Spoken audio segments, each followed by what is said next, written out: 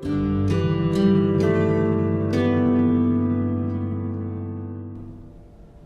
this is Chadi Alraies from Wayne State University Detroit Medical Center.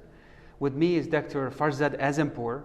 He is a core faculty at Stanford Biodesign and Chief Medical Officer at Maya Lab. Welcome, Dr. Azimpour. Thank you very much for having me, Chadi. Yeah, it's very interesting to have you here today. You have very interesting background. Dr. Azimpour is cardiologist by training, but he took a little bit different path than any other cardiologist that I am aware of. So please tell us about your choice in career from moving from being cardiologist into biodesign. Sure. So I had the opportunity to follow a mentor of mine from the Cleveland Clinic for my internal medicine residency program to Minneapolis, to the University of Minnesota, where I was introduced to a mentor, Bob Wilson, who really took me under his wing and showed me, how does he approach the thought process of innovation and technology development. Yeah.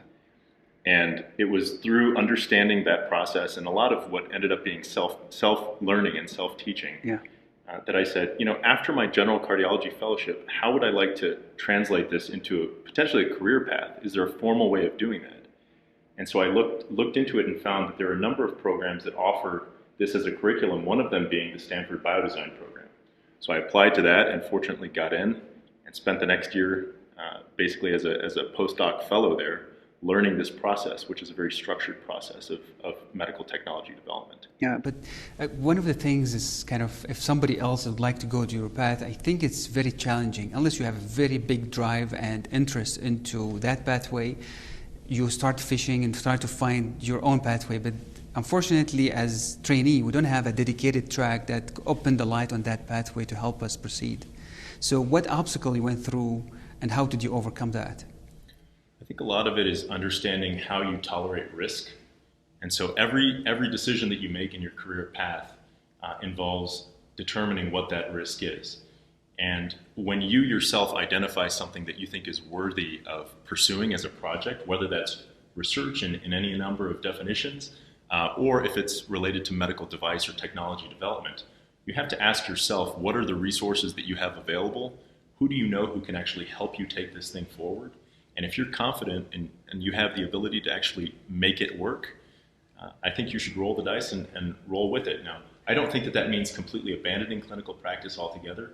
I think it is actually very important to continue practicing in some capacity so that you do have that immediate firsthand access to the clinical need, to the clinical problems. Absolutely. But some people find different balances in how they achieve that. And for me, it ends up that I've kind of fallen more towards the device and technology development side, but it's certainly important for me to keep my connections close in the clinical world. Yeah, the first thing you said is mentorship, which is, I think, it's a key thing. Can you elaborate more on that? Because I think this is what drove you into this the most. Absolutely. So there are a number of programs that may try to assign you to a certain mentor, and hey, if that works, great. I think it's important that you find somebody who connects with you on a number of different levels, but really somebody who will take you under their wing and invest the time that they need. I would say a minimum of once a week, and hopefully in a field of your interest, something where they allow you to take ownership of a project beyond something that is simply an extension of their own work. And that's what I found in my mentorship, both with Dr. Wilson and others, is that once establishing trust with each other, we were able to determine that there are a number of pathways and projects that we can explore together, but there's also flexibility in looking outside of that, and let's get creative together. Yeah. I think it's one thing to assume that one person has the right idea, but when you combine forces, we're able to look at a lot more. That's phenomenal. Well, that's really a great talking to you, Dr. Azimpour, and learning about how to kind of shift your career to something if you're genuinely interested in.